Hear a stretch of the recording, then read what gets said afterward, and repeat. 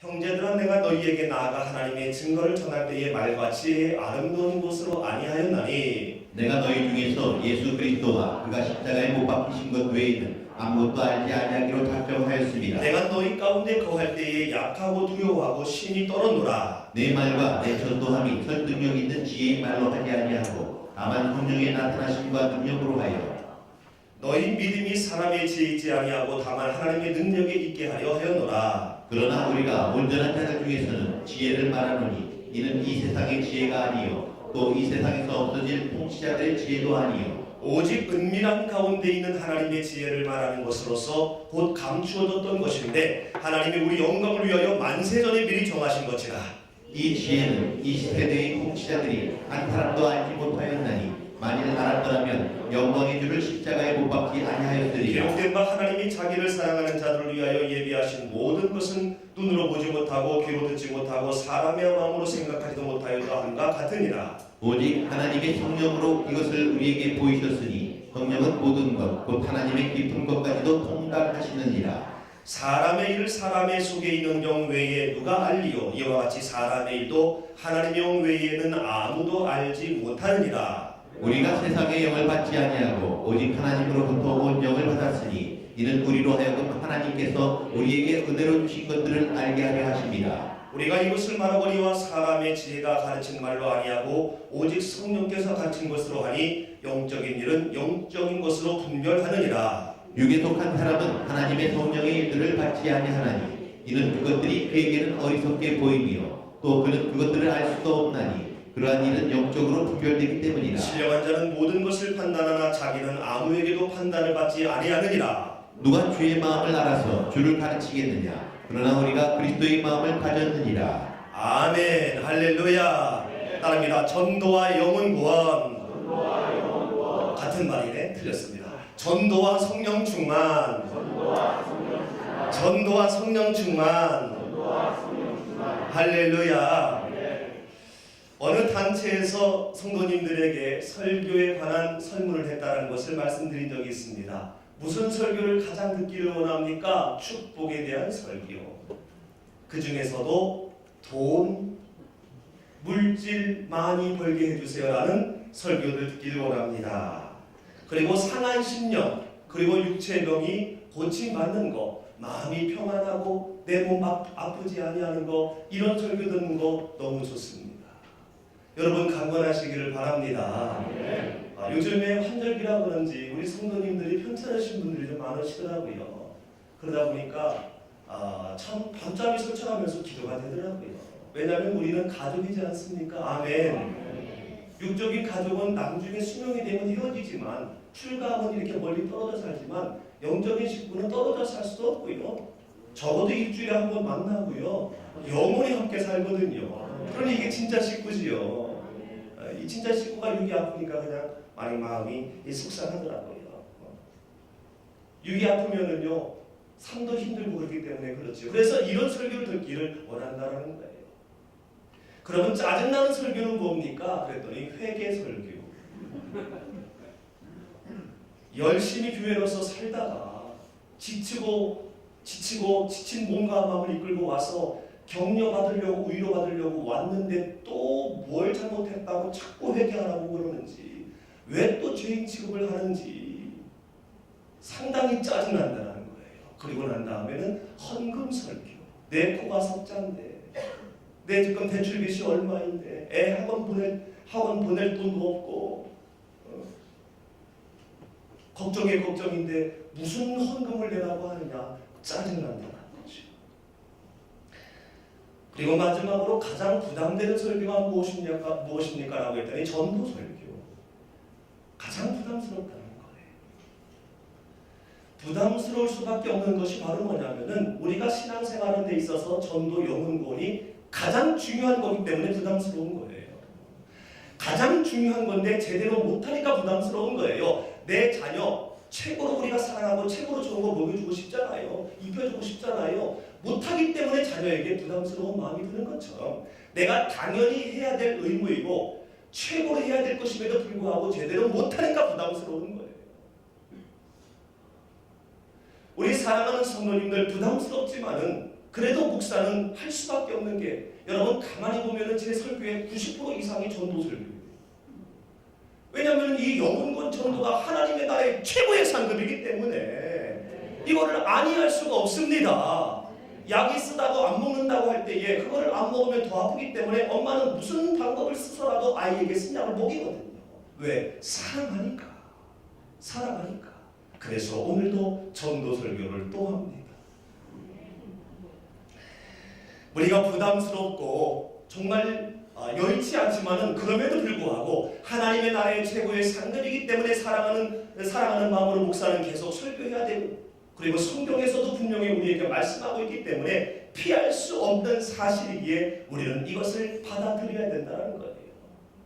마태복음 28장 마지막에 이렇게 뭐라고 말씀하고 있습니까? 다 같이 한번 읽어보지요. 시작. 예수께서 나와 말씀하여 이르시되 하늘과 땅의 모든 권세를 내게 주셨으니 그러므로 너희는 가서 모든 민족을 제자로 삼아 아버지와 아들과 성령의 이름으로 세례를 베풀고 내가 너희에게 분부한 모든 것을 가르쳐 지키게 하라. 볼지어다 내가 세상 끝날까지 너희와 항상 함께 있으리라 하시니라. 아멘. 예수님이 십자가에 돌아가신 다음 안식 다음 날 동틀 무렵에 마리아와 다른 이름의 마리아가 무덤에 갔습니다. 근데 천사가 나타나서 돌을 굴러치우고 그 위에 앉아 있는 거예요. 이것을 보고 경비병들이 이걸 보고 놀라다가 기절해 버렸어요. 잠자는 것 같이 되었더라. 기절한 거지요. 그리고 이 마리아와 이 찾아간 사람도 놀랐습니다. 그때 천사가 말하지요. 십자가에 못 박힌 예수를 찾는 걸 내가 안다. 말씀하신 대로 살아났다. 그리고 그분은 이미 갈릴리로 가셨기 때문에 가서 제자들에게 살아나셔서 갈릴리로 갔다고 얘기해라 라고 해서 두렵기도 하지만 기쁜 마음으로 달려갑니다. 달려가다가 어찌합니까? 예수님을 직접 또 만나요. 그랬을 때에 다시 확증을 합니다. 갈릴리에 지시하는 산으로 가라. 그러면 나를 만날 수 있을 것이다. 그때 확신을 하고 이 여인들이 이제는 제자들 향해서 달려갑니다. 그때에 기절해서 깼는지 경비병들이 성 안에 들어가서 보고를 합니다. 보고를 했을 때 장로들과 대제사장이 논의를 합니다. 이거 어떡하지? 그러다가 경비병을 매수하지요. 돈 주고 총독이 나중에 이 사실을 알아도 아무 일 없도록 내가 뒤 봐줄게. 그러면서 제자 중에 한 사람의 시체를 훔쳐갔다라고 소문내라. 그래서 이 경비병이 거기에 매수돼서 그렇게 소문이 납니다. 온 유대에 두루 이 소문이 퍼졌어요. 그런 상황에서 마리아를 통해서 소식을 들은 열한 사도는 말한 대로 갈릴리에 지시한 한 사도로 갔습니다. 갔는데 거기에 예수님이 계시는 거예요. 예수님이 계시자 발을 잡고 경배했습니다. 너무 기쁘니까, 말씀대로 살아나셨으니까. 그런데 17절 보니까 아직도 의심하는 사람들이 있었더라. 그 소식을 들었는지 몰라도, 아니면 믿음이 아직은 성숙하지 못하는지 몰라도 예수님 부활하셔서 앞에 있음에도 불구하고 의심이 생기는 거예요.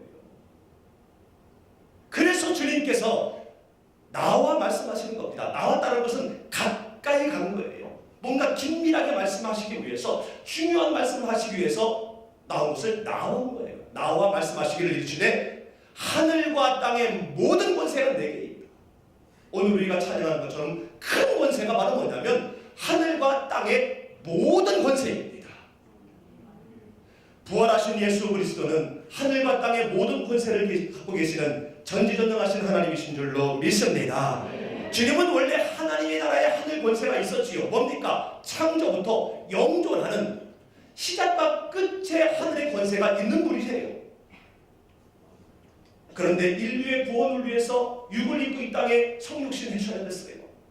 그래서 하늘 권세를 내려놓고 땅으로 내려오셨는데, 땅에서도 하나님은 죄인이지만 땅의 권세가 있으셨어요. 그래서 땅의 권세로 말씀하시니 회개하고, 가르치시니 돌이키고, 죽은 자에게 안수하시니 살아나고, 병든 자가 일어나고, 결국 땅의 권세로 그분은 십자가에 죽으셨어요. 땅의 권세에 걸맞은 최고의 에너지는 십자가의 죽으심입니다. 죽으셨음과 동시에 그는 원래 죄가 없는 분이기 때문에 죽으심과 동시에 부활하셨을 때 그는 더 이상 죄인이 아니시지요. 그래서 다시 하늘의 권세를 회복하셨고, 회복하신 분으로서 말씀하십니다. 너희들이 땅의 권세, 내가 십자가의 죽음으로 말미암아 나를 믿으면 구원을 얻는다. 이 땅의 권세를 믿는 자는 하늘의 권세도 갖게 되는데 이 내 모든 권세를 내가 완성했다라는 거예요. 할렐루야. 땅의 권세, 내가 너희들을 위해서 죽었으니, 권세로 죽었으니 나를 믿으면 하늘의 권세, 영원히 살 수 있다. 이 사실을 믿고 이 권세를 갖고, 이 큰 권세를 갖고 뭐 어떻게 하라는 거예요? 이 큰 권세를 갖고 어떻게 하라는 거예요? 저기 있잖아요. 저만 흥분했나? 땅의 권세로 우리가 하늘의 권세를 가질 수 있는데, 영생을 할 수 있는데 얼마나 흥분되는 일입니까? 이 모든 권세를 갖고, 큰 권세를 갖고 어떻게 하라고요? 가라. 따릅니다. 가라. 옆에 사람에게 가세요. 가라. 포유텐테스. 지속적으로 가라는 거예요. 한 번 가는 게 아니라 지속적으로 계속해서 가라는 거예요. 기차가 역을 통해서 계속 가듯이 프로테스, 계속 가라는 거예요. 누구에게요? 모든 민족에게 예외가 없는 것입니다. 내 마음에 들든지 나에게 도움이 되든지 관계없이 모든 사람, 나와 관계된 모든 사람, 그 사람들을 어떻게 하라고 하는 겁니까? 제자 삼아라. 제자 삼아라. 주님의 사람 만들라는 겁니다. 전도하라는 거예요. 어떻게요? 세례를 베풀어라. 세례라는 것은 내가 죄 사함을 받았다는 것을 믿고 내 삶의 변화를 착장하면서 하나님 앞에 메시아의 주권에 내가 굴복했습니다라는 서약으로 장사 지내는 거잖아요. 이렇게 하도록 하고 그 다음에 내가 공부한 모든 것을 가르쳐 지키게 하라. 이 땅의 권세가 무엇이고 하늘의 권세가 무엇인지를 알게 해서 그것을 지키도록 삶의 예배를 드리도록 해라. 이렇게 하는 것이 바로 제자 삼는 거거든요. 여러분을 통해서 제자 삼아지는 역사가 일어나게 되기를 주님의 이름으로 축원합니다. 이렇게 하는 것을 할 때에 볼지어다, 봐라. 이거는 자신 있는 표현이에요. 봐라. 틀림없다, 확실하다. 무엇이요? 세상 끝날까지, 네가 죽을 때까지 너와 항상 하겠다. 우리가 이 분명한 사명, 부담되지만은 나의 의무이고 하나님의 나라의 최고의 상급이 분명한 이것을 감당할 때에 내가 이 땅을 떠날 때까지 하나님은 나와 분명히 함께 하시는 그러한 역사가 일어나게 될 줄로 믿습니다. 근데 그럼에도 불구하고 쉽지가 않아요. 그럼에도 불구하고 여건이 허락되지 않는 경우도 있고요. 내가 이 복음을 제시하려고 하는데 말주변도 그리고 아는 상식과 성경적인 지식도 얼른 생각이 안 나서 주저하게 돼요. 어떻게 말을 하지? 근데 사도 바울 목사님은 오늘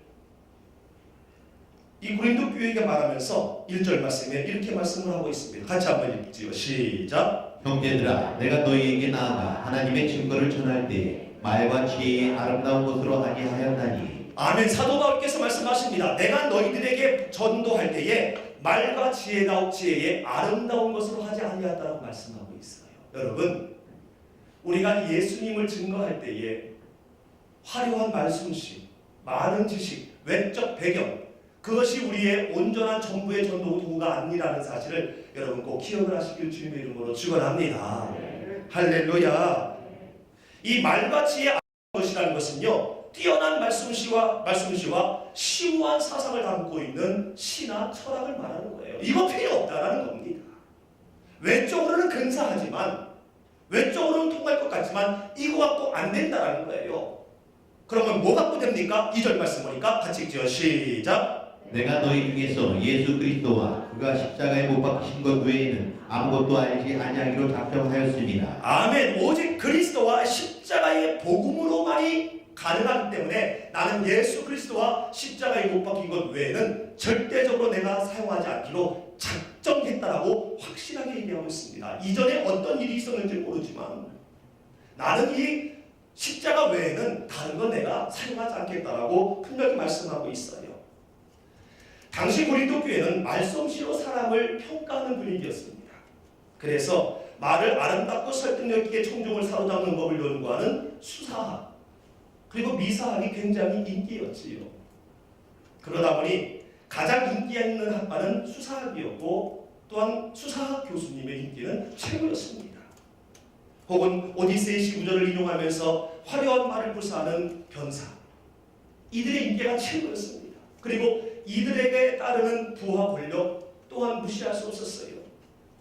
삶이 어찌됐든지 말 잘하고 지식이 최고였습니다.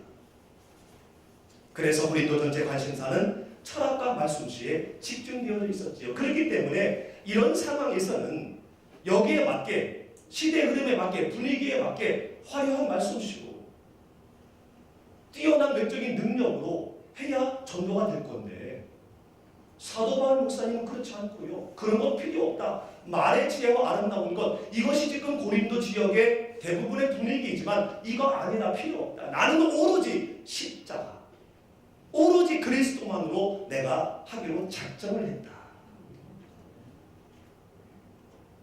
지혜를 자랑하는 헬레 지성인들에게 걸맞는 철학적이고 사상적인 메시지를 전할 수 있는 능력이 없어서 그런가?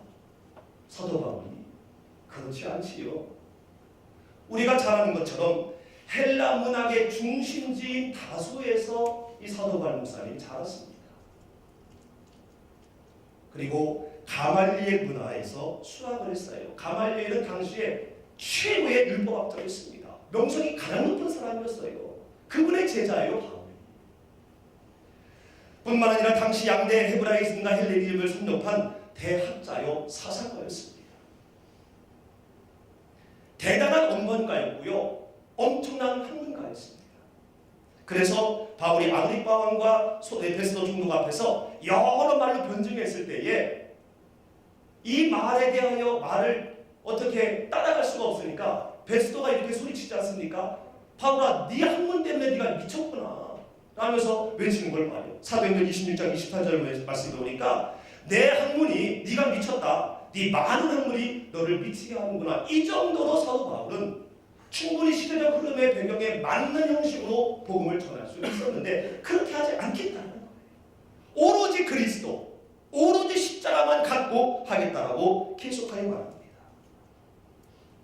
얼마든지 헬라 시인보다 아름다운 말로 전도할 수 있었고 어떤 철학자보다 심오한 철학으로 설교할 수 있었지만 그렇게 하지 않겠다는 거예요. 그리스도와 십자가 외에는 아무것도 아니기 때문에 그 외에 외적인 것으로 넌 내가 절대로 하지 않겠다라고 말하는 겁니다. 알아도 나는 모르는 것이요 있어도 없는 것으로 여기에 있다는 그런 말씀인 거예요. 왜 이렇게 전도에 대한 강한 태도를 했을까? 자기가 갖고 있는 여러 가지 능력이 있고 시대적 그 도시의 분위기에 맞춰 살면 훨씬 효과적일 수도 있었겠는데 왜 이랬을까? 이 사도 바울 목사님에게는요, 전도의 뼈아픈 실패 경험이 있었습니다. 즉 이 고린도에 오기 전에 아덴에서의 전도 실패가 있었어요. 바울이 베레아를 떠나서 도착한 아테네는요, 로마와 알렉산드리아 더불어 당시 세계 3대 도시 중에 하나였습니다. 그리고 서양 철학의 본산이라고 하는 소크라테스, 플라톤, 아리스토텔레스가 철학자가 활동한 그리스의 수도였어요. 그렇기 때문에 대단한 곳이지요. 그런데 아덴의 거리에는 온통 우상이 가득했고요. 기록에 보면은 신상이 3만 여 개였대요. 신상이 많은 곳은요, 꼭 음란이 있습니다. 음란이 들끓고 그 다음에 우매한 철학으로 십자가가 배교되는 것을 보면서 너무 안타까운 바울은 더 이상 지체할 수 없었습니다. 그래서 회당에 들어가서 유대인 만나는 것을 떠나서 거기에서 그치지 아니하고 나아가서 에피크루스 철학자와 스토아 철학자들과 만나서 변론하기 시작을 합니다. 불꽃 튀는 변론을 하기 시작을 해요. 왜? 능력이 있으니까. 얼마든지 그들과 변론할 수 있는, 변증할 수 있는 말솜씨가 있으니까. 세상 만물이 원자의 우연한 집합으로 되었다라고 하는 에피쿠로스의 철학자들, 범신론을 따르는 스토아 철학자들, 이들에게 창조가 무엇인지, 우연한 집합체가 아니라 창조가 있고 하나님의 다스림이 있고 또한 부활이 있고, 이거를 그가 갖고 있는 모든 사상과 모든 수련 말씀실을 다 동원해서 그들에게 말을 합니다. 설교를 합니다. 큰 기대를 갖고 설교를 했겠지요. 그런데 내세의 실제를 부인하고 부활에 관심이 없었던 이들은요, 조롱과 냉소를 퍼붓습니다. 신랄하게 비판을 받습니다. 가난하고 무지하며 말주변도 없었던 베드로가 설교할 때는 눈물로 회개하며 돌아온 사람이 3,000명이 넘었었는데, 고상한 지식으로 화려한 말씀으로 설교했음에도 불구하고 돌아온 사람은 일부이고, 조롱과 냉소만 빗발치니 신통치 않은 결과로 인하여 패배감에 빠진 거예요. 근데 감사하게도 여기에서 그냥 불욕감에 그냥 주저앉아 있었던 것이 아니라 그 속에서 깨달음이 있었습니다. 영혼 구원은, 십자가의 증거는 지식이나 말과 같은 외적인 능력이 아니라 십자가만의 능력, 성령의 능력으로만 가능하다는 것을 깨달은 거예요. 그래서 말과 지혜의 아름다운 것, 외적인 능력이나 이런 것 말고 오로지 십자가만으로 내가 전하기로 작정했다는 거예요. 그래서 내가 너희들에게 또다시 실수할까봐, 이전에 아테네에서 실수한 그 실수를 여기 와서 또다시 할까봐, 분위기가 비슷하거든요. 또다시 할까봐 내가 매우 조심스럽게 너희들에게 말하고 있는 거다. 그러므로 너희들도 이거 조심해라. 나 같은 그 되지 않도록 너희들도 조심해라 라면서 3절 말씀에 내가 너희 가운데 거할 때에 약하고 두려워하고 그리고 심히 떨었다라고 이렇게 말씀하고 있는 것을 봅니다. 여기서 약하다는 것은 바로 뭡니까? 몸이 약하다는 것도 있겠지만 마음이 약한 거예요. 내가 또 다시 내 능력, 내 외적인 걸 앞세우면서 또 실수하지 않을까. 그러면서 두려움으로 심히 떨면서 그들에게 복음을 전했다는 것을 다시 상기하고 있는 것을 봅니다. 사랑하는 성도 여러분, 혹시 여러분 전도에 실패한 경험이 있습니까? 정말 애쓰고 노력했는데, 정말 수고했는데 핀잔이나 받고 조롱이나 받고 마치 한심한 사람 취급받은 적 혹시 있습니까? 실망되어지고요, 좌절되어지고요, 때로는 화가 나는 경우가 있을 수도 있어요. 또 성도님들을 대상으로 교회 안에서도 전도해야 된다고 해서 내가 먼저 사랑하고 내가 먼저 손 내밀고 했는데 받아주지 아니하고 오히려 나를 더 힘들게 함으로 말미암아 실망하고 좌절하고 내가 괜히 했나 라고 후회하고 많은 실망감에 빠졌던 그런 경험이 있습니까? 여러분, 실망하지 마시기를 바랍니다. 그것이 오늘 바울처럼 큰 재산이 될 줄로 믿습니다. 온전한 십자가의 의도를 깨닫게 되는 그런 중요한 견디차가 될 줄로 믿습니다. 그러면서 우리는요, 분석을 해봐야 돼요. 내가 십자가를 전하면서 혹시 십자가 외에 다른 것을 우선시하지 않았는지, 다른 것을 중요시 여기지 않았는지, 이거를 내 스스로 한번 분석해 볼 필요가 있다는 겁니다. 복음의 진수는요, 십자가의 능력입니다. 복음의 진수는 십자가의 능력입니다. 예수님의 십자가의 죽으심으로 말미암아 그 속에서 구원이 일어났다. 이것이 복음의 진수예요. 우리의 인생 가운데 이것이 빠져나가면요, 우리는 껍데기로 사는 것밖에 되지 않는다는 겁니다. 이 복음의 진수를 뒤로하고 내 체면, 내 위치, 혹은 지나친 의무감, 억지로 보이기 위해서 내 입장, 이것이 나도 모르게 앞서 있게 될 때에 우리는 처음에 바울처럼 자기가 갖고 있는 화려한 말솜씨, 자기가 갖고 있는 로마의 시민권으로 아덴 사람들과 내가 접촉점을 찾을 수 있다는 불필요한 자신감 갖고 변론하게 되어지는 경우를 가질 수가 있다는 거지. 나에게 주어진 여러 가지 환경들, 물론 복음을 전하는 도구로 기가 막히게 사용될 수 있습니다. 그런데 복음의 진수보다 그것이 앞서게 되면은요, 나의 것이, 나의 위치가, 나의 능력이 앞섬으로 말미암아 오히려 조롱과 피소가 될 수 있다는 사실. 그래서 나를 어떻게 해서라도 실망하게 하고 내가 이거 전하면 뭐해? 내가 먼저 손 내밀고 살아가면 뭐해? 라고 좌절하도록 실망하도록 사단은 우리에게 끊임없이 공격을 한다는 거예요. 여러분, 축구의 목적이 뭡니까? 축구의 진수, 축구의 목적은 골 넣는 거예요. 드리블을 제 아무리 화려하게 하고요, 해도요, 골 안 넣으면 소용이 없습니다. 우리가 외적으로 많은 것을 갖고 있고 많은 것을 갖추고 있다 할지라도 복음의 진수, 십자가의 능력이 빠져있게 되어지면요, 우리의 인생은 열심히 뛰었지만 꼬락골 못 넣는 그러한 허비되는 인생이 될 수밖에 없다는 겁니다. 우리를 살려두신 그 궁극적인 하나님의 목적에서 우리가 빗나가는, 하나님과 관계없는 나의 인생으로 마침표를 찍을 수도 있다는 거예요. 그리고 또 한 가지는 내가 전도의 개념을 바로 갖고 있는가. 수요일날 우리 목사님, 권 목사님 말씀하셨죠. 우리는 보통 전도를 얘기할 때에 교회로 데리고 오는 것, 인도하는 것을 교회의 모든 것으로 우리는 그냥 생각합니다. 왜? 옛날부터 우리가 그렇게 배워왔으니까. 그거는 일부입니다. 전도의 일부예요. 아멘. 왜 이렇게 심각하죠? 일부예요. 전도는 예수님을 드러나게 하는 겁니다. 내가 예수님의 삶을 살고는 말미암아 나를 통해서 예수님이 드러나게 하는 것. 내 안에 있는 예수님의 유일한 기쁨과 사랑과 천국에 대한 소망을 그대로 상대방에게 전달해서 그도 그런 사람이 되게 하는 것.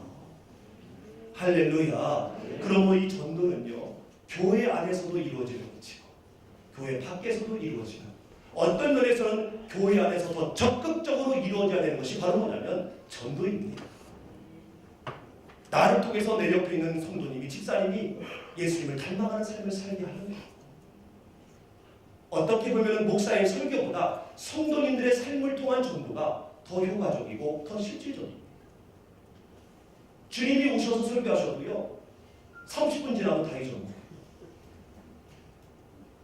나하고 삶에 딱 맞는 뭐 하나의 언어가 있으면 그거는 한 3일 가. 그리고 또 하나는요, 굉장히 중요한 거, 성령의 도우심을 내가 바라보았는가.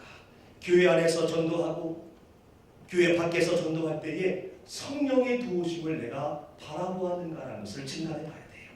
성령 충만함으로 하였는가라는 것을 진단해 봐야 된다는 겁니다. 성령 충만함이란 뭡니까? 우리가 너무 많이 말씀 나눴습니다만은 성령의 지배를 받는 거예요. 성령을 의식함으로 말미암아 내 능력, 내 생각, 내 입장에서 말하고 행동하고 판단하고 결정하는 것이 아니라 성령에 의해서, 성령의 절대적인 권세에 의해서 내 말이 조정되어지고 내 삶이 조정되어지고 내 판단과 내 선택이 조정되어지는 것. 이게 바로 성령 충만입니다. 그래서 성령 충만은 따라합니다. 유지하는 것. 성령 세례는 임한 거고요. 이미 오신 거고요. 성령 충만은 우리가 유지하는 거예요. 유지하는 거예요. 할렐루야. 그래서 우리가 이 복음을 전할 때에, 이 예수님을 드러나게 할 때에 내가 이 성령 충만함을 했는지, 성령이 나타나시게 함으로 했는지를 우리가 바라봐야 된다는 겁니다. 사도 바울은 실패 후에 두렵고 떨림으로 복음을 증거하며 성령의 능력으로 성령이 나타나게 하심으로 했다라고 분명히 오늘 말씀에 밝히고 있는 것을 보게 되어져요. 4절 5절 말씀 다 같이 읽습니다. 시작. 내 말과 내 전도함이 설득력 있는 지혜의 말로 하지 아니하고 다만 성령의 나타나심과 능력으로 하여 너희 믿음이 사람의 지혜에 있지 아니하고 다만 하나님의 능력에 있게 하려 하였노라. 아멘. 내가 전도할 때에 성령 설득력 있는 지혜의 말로 하지 않았다. 이 지금 도시의 분위기, 아테네와 같은 그런 걸로 하지 아니하고 오로지 성령의 나타나심, 성령 충만이지요. 성령 충만하면 우리의 삶에 나타남으로 알 수 있습니다. 할렐루야. 내는 성령 충만한데 하는데 삶은 그게 아니야. 그건 성령 충만이 아니지. 나는 성령 충만합니다라고 하는데 얼굴은 오만상을 찡그리고 다녀. 그게 어떻게 성령 충만이야?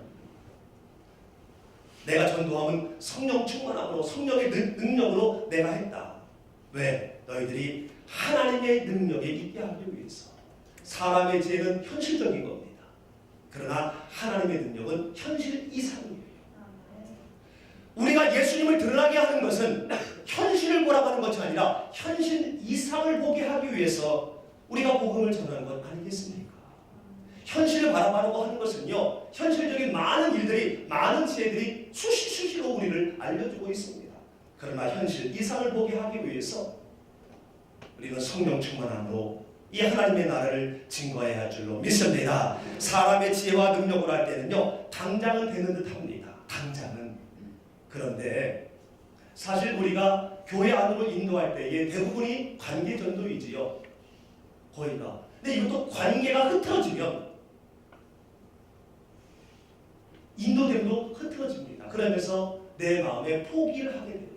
실망을 하게 한다는 겁니다. 그러나 성령의 도우심을 바라보게 되면요, 성령께서 하실 것이라는 그 믿음을 갖고 우리가 하게 되면 하나님의 능력이 나타나게 될 줄로 믿습니다. 어떻게요? 내가 성령 충만함으로 실망하지 아니하고, 나와 관계 틀어져 가지고 그가 갔다고 해서 실망하지 아니하고 동일한 마음으로 끝까지 할 때에 그도 나와 같이 성령 충만해서 변함이 없는 신앙생활을 하는 하나님의 능력이 그에게 나타났다는 거예요. 할렐루야. 이것이 온전한 전도인 줄로 믿습니다. 사랑하는 성도 여러분, 성령 충만함으로 성령님을 의식함으로 말미암아 성령님의 도우심을 기대하시기를 주님의 이름으로 축원합니다. 그분이 책임지십니다. 영혼 구원은 육적인 부분이 아니에요. 육적인 수고가 동반되기는 하지만은 영적인 부분입니다. 영적인 일이에요. 그렇기 때문에 결국은 그분이 해결을 하셔야 돼요. 그분이 마무리를 하셔야지 우리는 마무리를 할 수 있는 능력이 없습니다. 그래서 요한복음 15장 26절 말씀에서도 이렇게 말씀합니다. 시작. 내가 아버지께로부터 너희에게 보낼 보혜사 곧 아버지께로부터 나오시는 진리의 성령이 오실 때에 그가 나를 증언하실 것이요. 아멘. 진리의 성령이 오실 때에 그가 나를 궁극적으로 증언할 것이다.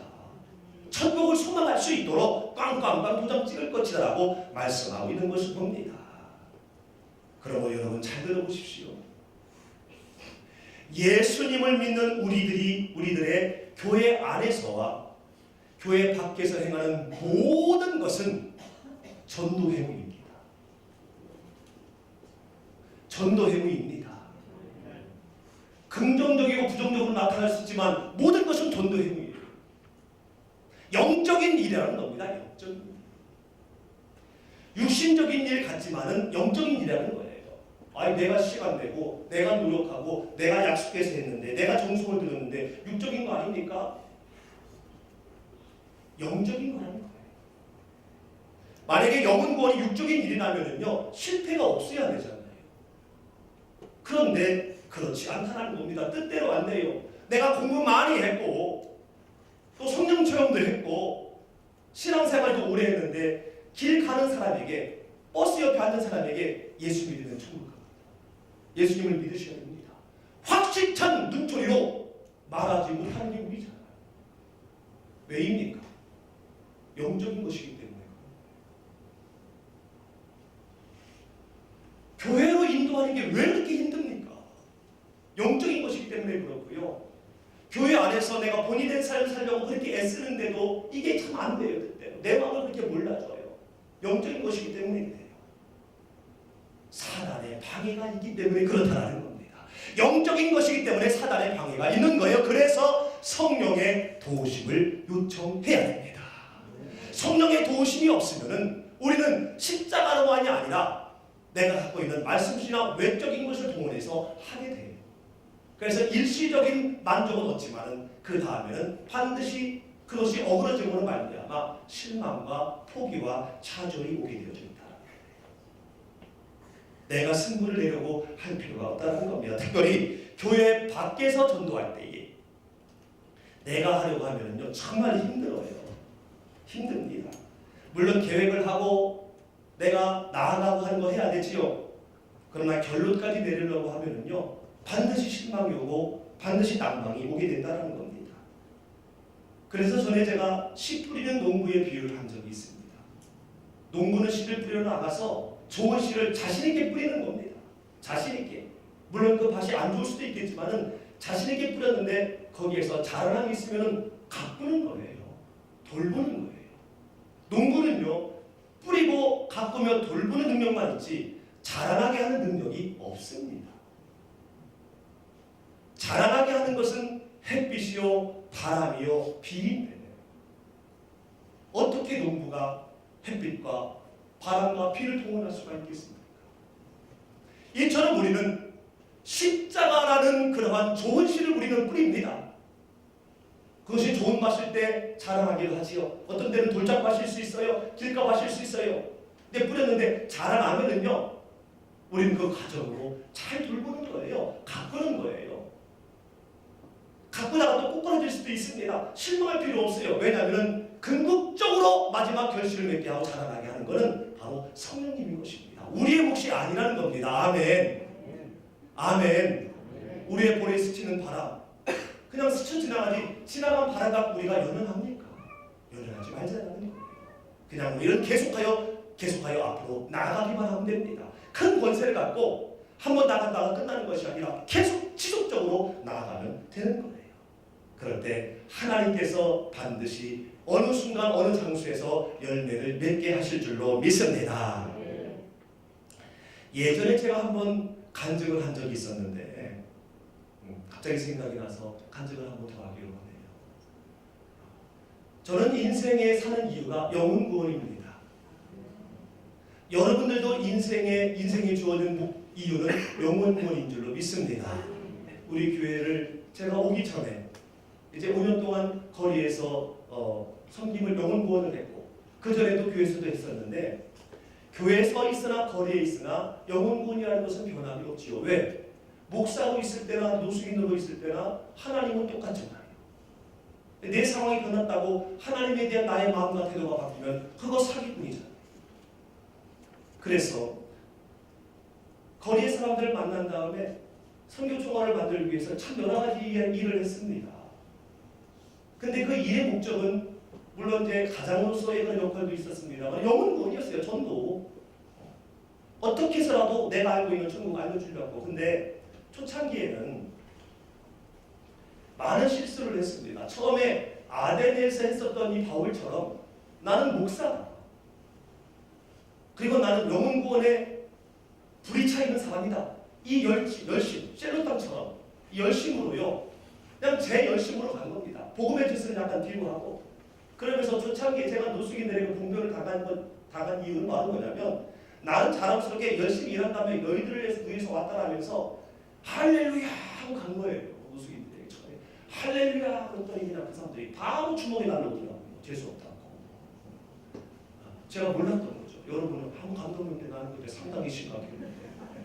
그건 그렇지만 이제 제가 일을 할 때에 뭐 택배 일을 하든 무슨 뭐 서빙을 하든 뭐 석쇠를 닦든 뭘 하든 그 주인에게 이 복음을 전하는 거예요. 예수님 믿어야 된다. 나 사실 예수님 믿는 목사인데 나 일을 하고 있는 것은 내가 지금 노숙인들에게 소주를 사고 떡볶이를 사고 하려고 그거 보는 거다.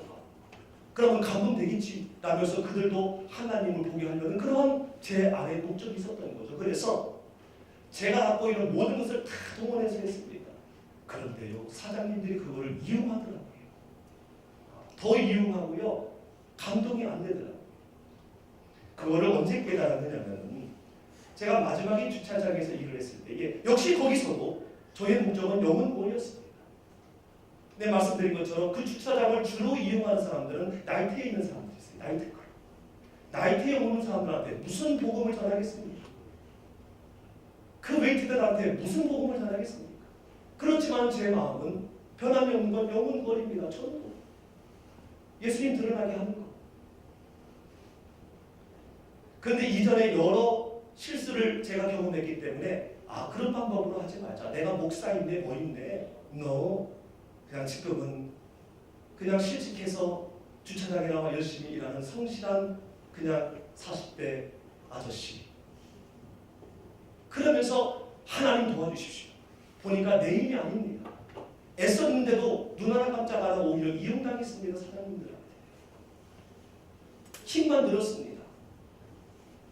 가만히 보니 사도 바울 목사님 말씀하신 것처럼 성령이 나타나시고 내가 성령님을 의식하고 그다음에 성령님의 능력, 복음만으로만이 가능하군요 라고 했을 때 정말 놀라운 일이 일어났습니다. 어느 날 그 나이트의 실권인 전무라고 그러더라고요. 전무. 저도 너무 깡패였어요. 근데 그분이 어느 날 다 끝나고 난 다음에 그 앞에 설명당집에서 술을 먹으면서 저한테 오라고 그러더라고요. 그래서 김씨 술 한잔 해. 근데 이미 약간 취해 있더라고요. 그래서 괜찮습니다. 술 한잔 해? 아니, 괜찮습니다.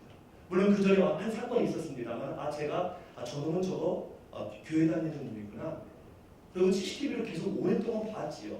그날 저를 체 테스트 하는 거예요. 그래서 괜찮습니다. 그런데 화가 났는지 뒤에 쓰레기장, 주차장 뒤에 있는 쓰레기장으로 오라는 거예요. 제가 주차장에서 있었기 때문에 그 장소는요, 수시로 구타가 일어나는 장소입니다. 웨이터끼리, 손님끼리. 그래서 거기서 나오는 사람은 거의 피부를 흘리고 있거나 옷이 찢어졌거나 그렇게 보통 외출을 합니다. 출입은 그냥 들어갔다가 그리 오라는 거예요. 무섭더라고요. 그분이 이제 술을 반은 채 가지고 갔는데 나 가보니까요, 위통을 보고 다 서 있는 거예요. 청동 깡패라 그런지요, 덩치도 이만하게. 와, 정말 진심으로 무서웠습니다. 저 영혼 구원이 제 삶의 목적이지만 이걸 이렇게 가지고 맞아 죽으면 이게 순교인가?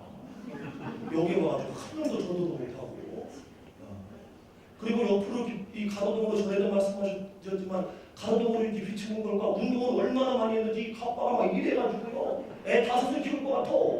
저지 금방 나올 것 같을 정도로 그냥 어마어마해요. 저거로 한 대 맞으면 바로 주님 만날 것 같더라고요. 그래도 죽으면 죽으리다 해가지고 앞으로 갔는데요, 갑자기 제 앞에서 무릎이 꺾어진 느낌으로 퍽 주저앉는 거예요. 그러면서 나도 예수님 믿을 수 있고 나도 천국 갈 수 있고 나를 위해서 기도해달라 그러는 거예요. 그래서 제가 설명했습니다. 교회에서 기도할 때는 머리다 손을 얹고 기도를 하는데 이것은 무시하는 것이 아니라 하나님의 능력을 이렇게 대신한다는 것으로 이렇게 머리에 손을 얹는 거거든요. 왜냐하면 손을 줬다가 또 팔 푹 틀어지면 못하니까. 설명을 하고 제가 이제 안수를 딱 했습니다. 안수를 했는데요, 골이 딱 잡힌 거예요. 해골이 정말 이렇게 툭 들어가요. 빼려고 했는데 안 빼져요. 근데 입에 툭 들어가면서부터 이 사람이 방언이 터지는 거예요.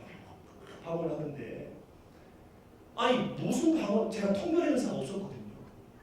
그래서 제가 성령님께서, 성령님 여기까지 도와주셨으니까 이왕 도와주시는 거 부분 통변의 은사이라도 주십시오. 그래 그 끝난다네요. 할 말 있죠. 뭔 얘기입니까? 그랬더니 그분이 막 방언을 얘기하는데 아내가 셋, 그 다음에 중국 여자 한 명 있는데 중국 아내에 의해서 난 딸을 성폭행했고, 이걸 막 얘기하는 거예요. 2명 살인했고 막 얘기하는 거예요.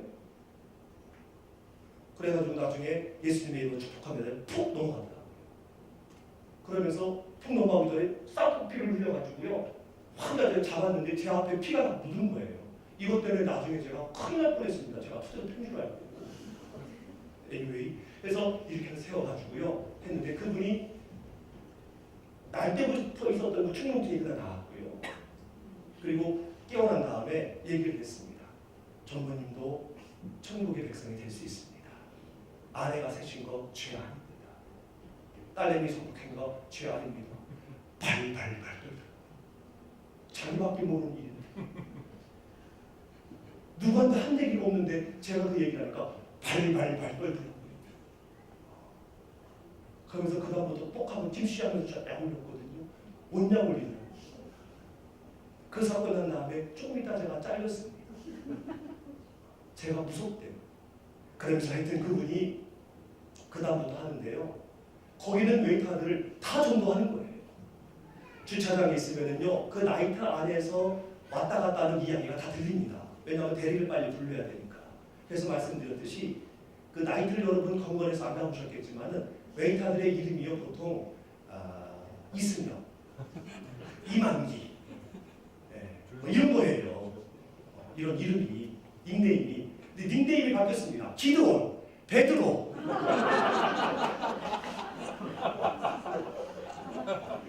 그리고 주일날 7시 정도 되면은요, 전무님이 방송합니다. 오늘 교회 안 갔던 놈 있지? 빨리 요 앞에 있는 교회 빨리 갔다 와. 10시부터 된다. 빨리 갔다 와. 그러면 몇 명이 팍 뛰어나갑니다. 그래서 예배 드리고 또 와요. 그 사람들은 모르니까 가면서 또 저를 조롱하고 하지.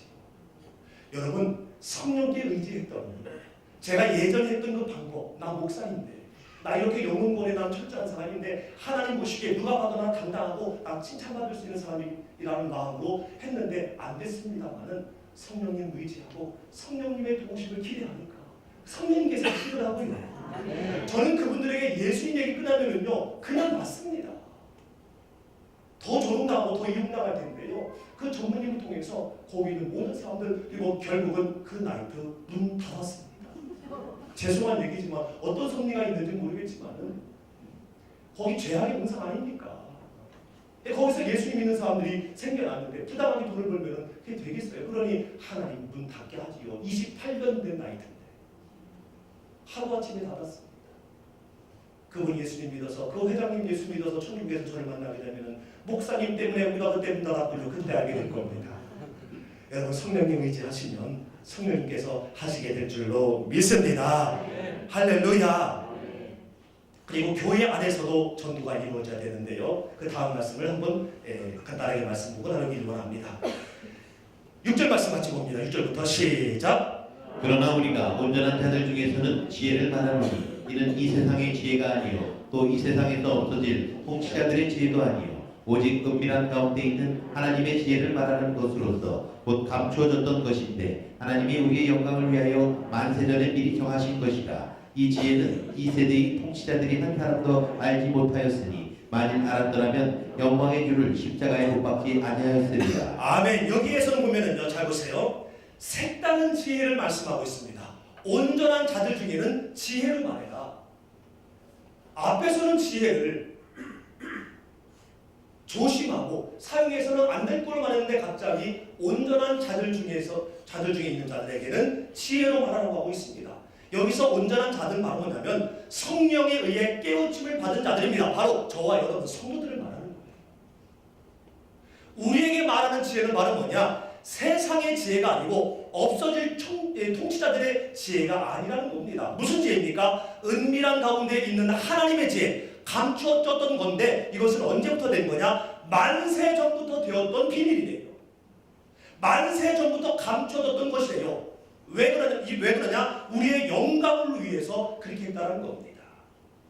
만세 전부터 은밀한 가운데 감추어진 하나님의 지혜, 믿으면 구원 얻는다는 것이 바로 참된 지혜인 줄로 믿습니다. 예수님을 믿으면, 누구든지 예수님을 믿으면 아내 3명이 있었고 딸을 강간했고 사람 2명을 죽였어도 예수님을 믿기만 하면 천국 백성 된다는 것, 이것이 참된 지혜인 줄로 믿습니다. 이 지혜를 우리에게 주었다는 거예요. 이 지혜를 교회 밖에서도 해야 되지만 교회 안에서도 해야 된다는 겁니다. 우리의 영광을 위해서. 왜냐하면요, 알면서도 잃어버리는 이들은 더 문제거든요. 성령으로 깨우침을 받아서 이 놀라운 지혜를, 이 감춰졌던 지혜를 알아서 성령 충만함으로 하나님을 찬양하고 예수님을 증거하는 그런 당당한 삶을 살다가 어떤 삶의 질고나 어떤 예기치 않은 이 상처를 받게 되어지면 감춰졌던 그대로 다시 감추어지는 거예요. 은밀한 상태로 다시 들어가는 거예요. 예수님을 믿으면 구원 얻는다라는 이 믿음의 확신 있는 자의 삶이 사라지고 또다시 믿기 이전의 삶으로 가는 교인들이 있다는 거지요.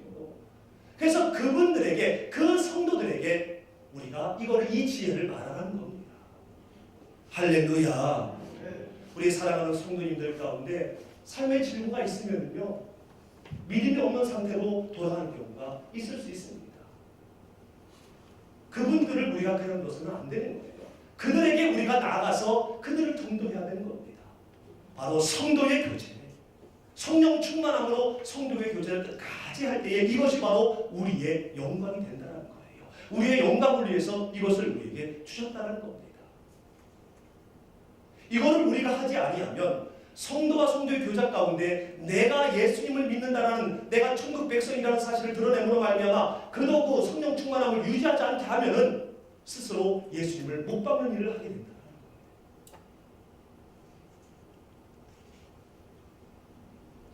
여러분을 통해서, 여러분의 성령의 충만함을 통해서 우리 모든 전 성도가 성령 충만함을 유지하게 되기를 주님의 이름으로 축원합니다. 그래서 교회는 전통이 중요한 게 뭐냐면요, 후배 장로님은 선배 장로님을 통해서 배우게 됩니다. 후배 안수집사님은 선배 안수집사님을 통해서 배우고, 후배 권사님은 선배 권사님을 통해서 배우고, 새 가족은 오랜 신앙생활하는 사람을 통해서 배우게 되거든요. 그게 십자가의 도이고 교회 윤리이고 교회 질서이거든요. 이런 모든 것들이 바로 뭐냐면은 성도의 교제 가운데 그가 감추어졌던 이 놀라운 하나님의 비밀을 예수 믿음을 구원한다는 이 성령 충만함을 잃어버리지 않게 하는 그러한 또 하나의 방법이 되는 거예요. 여러분을 통해서 여러분의 목장 모든 사람이 성령 충만함을 유지하게 되기를 주님의 이름으로 축원합니다. 여러분을 통해서 여러분의 모든 교우 전체가 성령 충만함을 유지하게 되기를 주님의 이름으로 축원합니다. 이 성령 충만함을 유지해야만이 우리는 하나님의 사랑과 하나님의 섭리와 하나님의 계획을 그제서야 볼 수 있고 알게 된다는 거예요. 9절 말씀에서도 보니까 자기 사랑하는 자들을 위해서 하나님께서 많은 것들을 예비해 주셨습니다. 그런데 성령 충만하지 아니하면은 눈으로도 보지 못하고 귀로도 듣지 못하고 사람의 마음으로도 생각하지 못합니다. 생각은 머리로 하는데 왜 마음으로 하는 걸까요? 감동이 없다라는 거예요. 예배를 드리는데도 감동이 없고요. 말씀을 들으면서도 평가하고 판단하고 앉아 있고요. 바로 이런 사람이 성령 받지 못한 거지. 이런 분들에게 우리는 뭡니까? 늘 감사하며 성령을 의식하고 성령에 지배받는 그러한 모습으로 그에게 보여주는 거예요. 물론 말로가 아니라 삶으로 보여줄 때에 바로 그도 성령 충만하게 되어서 이제는 성령으로 이 모든 성령으로 이것들을 우리에게 보이셨으니 바로 성령께서 모든 것들을 가능하게 하시기 때문에 성령 충만함으로 말미암아 하나님께서 예비하신 모든 것들을 눈으로 보고 귀로 듣고 또한 마음으로도 감동이 되면서 하나님의 계획과 섭리를 늘 생각하는 그러한 성령 충만한 삶을 살 수 있도록 우리 모든 전 성도의 그러한 아름다운 전도가 여러분 한 사람 한 사람을 통해서 이루어지게 되기를 주님의 이름으로 축원합니다. 이러한 귀한 일들은요 결코 세상의 것으로 되지 않습니다. 세상의 돈으로도 되지 않고요. 이런 성령 충만함 하나님께서 준비하신 것 아름다운 모든 것들을 알 수 있고 볼 수 있고 느낄 수 있는 거 세상의 것으로 되지 않는다는 거예요. 권력으로도 되지 아니하고요. 지식으로도 되지 아니합니다. 아무리 많은 돈을 갖고 있어도 그것으로 구원의 확신, 복음의 지수 알 수가 없다는 거예요. 11절의 말씀에 보니까 사람의 일을 사람의 손으로 읽는 영 외에는 누가 알겠습니까? 사람의 일과 생각은 사람의 속마음으로 알듯이 하나님의 일도 하나님의 영, 성령 받은 사람만이 알 수 있다는 거예요. 성령의 지배 받는 사람만이 알 수 있다는 거예요. 삶의 예배를 드리는 사람만이 이게 하나님의 일이구나, 이게 하나님이 원하시는 거라는 것을 알 수 있다는 얘기예요. 그러므로 우리는 세상의 영을 받지 아니하고 하나님으로부터 온 영, 성령을 받았으니 우리로 하여금 저와 여러분으로 하여금 모든 성도가 하나님이 주신 은혜를 알게 하도록 해야 된다는 겁니다. 이게 바로 교회 안에서 행해야 될 우리의 전도 행위인 거예요.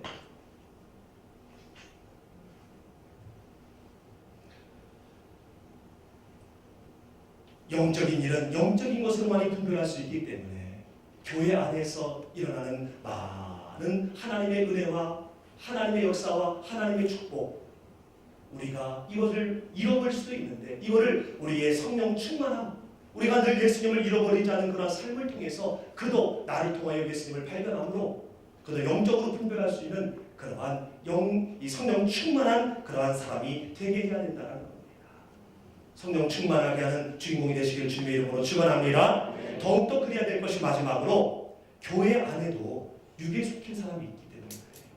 교회 안에도 교회 밖에도 육에 속한 사람이 수두룩하지만 교회 안에도 육에 속한 사람이 있기 때문에 우리가 하나님의 영을 받은 사람이 되어서 성령을 그가 육에 속하지 않도록 우리가 교회 안에서 전도해야 된다는 거예요. 교회 안에 육에 속한 사람이 있으면 그로 인하여 교회에 어려움이 생기고 분쟁이 생기고 다툼이 생기고 이간이 생기게 된다는 거예요. 말로 되지 아니합니다. 훈계로 되지 아니에요. 성령 충만함으로 사람의 일로 사람의 힘으로 안 된다니까요. 사람의 지혜로 되지 아니하고 성령 충만 우리가 그에게 나아갈 때에 이게 하나님의 일이라는 것을 그도 깨달아서 육신의 일에서 벗어날 수 있게 된다는 거예요. 14절 말씀 같이 한번 읽어보세요. 14절 말씀 시작. 육에 속한 사람은 하나님의 성령의 일들을 받지 아니하나니 이는 그것들이 그에게는 어리석게 보이며 또 그는 그것들을 알 수도 없나니 그러한 일은 영적으로 분별되기 때문이라. 아멘. 육에 속한 사람은 성령의 일을 받지 아니하나니 교회 안에서 성령을 받지 아니하면요 성령 충만하지 아니하면 교회 안에서 행하는 것도 어리석게 보여요. 왜 그걸 해? 그거 해야 돼? 왜냐하면 알 수가 없기 때문에 그렇습니다. 영적으로 분별할 수밖에 없기 때문에. 그래서 우리가 성령 충만함을 유지해서 특별히 장로님들, 권사님들, 안수집사님들, 우리 지도자들은요 철저히 성령 충만함을 유지해서 육에 속한 그러한 성도가 있는 그에게 영적으로 분별할 수 있도록, 그도 영적으로 분별할 수 있도록 여러분들이 성령 충만함으로 그들을 전도해야 될 줄로 믿습니다. 교회 안에서 육에 속한 사람이 된다는 것이 웬 말입니까? 교회 안에서 행하는 하나님의 일을 어리석게 보고 반대하고 큰 소리 높이고, 이게 웬일입니까? 알지 못해요. 이것이 육에 속한 일이라는 것을 모르는 거예요. 그러나 어느 날 영적으로 분별할 수 있는 성령 충만함을 입으면 그때서야 깨닫게 되는 거지요. 그러면서 사도 바울은 우리 모두가 다 이러한 육의 신령한 자가 되기를 원한다라고 오늘 고린도 교회와 우리에게 말합니다. 15절 보니까 신령한 자는 모든 것을 판단하니 자기는 아무에게도 판단을 받지 아니하느니라. 성령 충만한 사람은 모든 판단 기준이 영적입니다. 긍정적이에요. 영원 구원이에요. 십자가예요. 그렇기 때문에 하나님께서 원하시는, 하나님께서 뜻하시는 말을 하고 행동을 하면서 열심히 섬기게 됩니다. 이게 바로 신령한 자예요. 이런 모습으로 하나님이 주신, 하나님이 원하시는 것으로 판단하기 때문에 그 누구도 이 사람을 판단하지 못해요. 바른 판단으로 바르게 행동하기 때문에 다른 사람이 판단을 못한다는 거예요.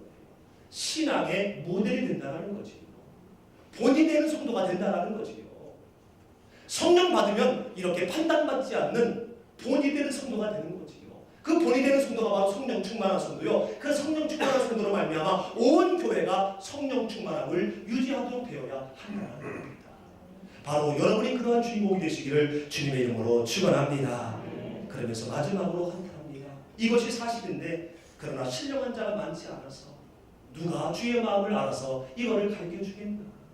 사도 바울은 물론 너희들이 이렇게 해야 된다는 것을 단어적으로 말씀하고 있는 거지만, 혹은 우리가 이 점을 앞에 두고 있는 이 쯤에서 오늘 우리 교회에게 주어지는 메시지일 수 있어요. 너희 안에 신령한 자가 되었어. 그 누가 봐도 옳습니다. 저 장로님은, 저 권사님은, 저 안수집사님은 옳습니다. 따라갑니다. 나는 판단받지 않는 성령 충만한 분이 되었어. 그러한 영향력을 발휘해야 되는데 그러한 자가 누가 있는가? 라고 주님 우리에게 오늘 저녁 한탄하실 때에 여러분 이렇게 한번 대답해 보시길 바랍니다. 따릅니다. 제가 그리스도의 마음을 가졌습니다. 제가 하나님의 일을 하겠습니다. 제가 교인 전도를 하겠습니다. 할렐루야. 이렇게 고백하는 여러분이 되시기를 주님의 이름으로 축원합니다. 바라는 것은 교회 밖에서나 교회 안에서나 그리스도와 예수님을 드러나게 함으로 말미암아 여러분을 통해서 예수님을 닮아가는 닮은 그런 삶을 사는 성령 충만한 삶을 사는 모든 사람, 모든 성도가 되게 하기를 주님의 이름으로 축원합니다.